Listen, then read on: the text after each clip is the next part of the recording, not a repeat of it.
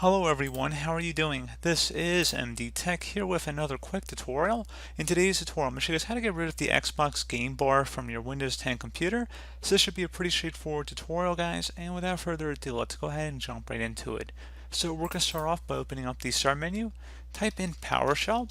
Best result should come back of Windows PowerShell. Go ahead and right click on that and select Run as Administrator. If you receive the user account control prompt, go ahead and select Yes.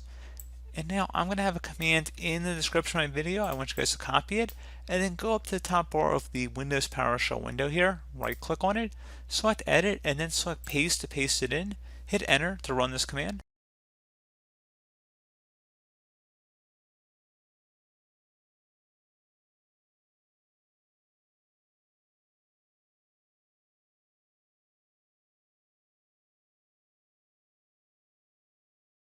And once you have a blank cursor at the end here, go ahead and close out of here, restart your device, and that should honestly be about it. So as always, thank you guys for watching this brief tutorial. I do hope that I was able to help you out, and I do look forward to catching you all in the next tutorial. Goodbye.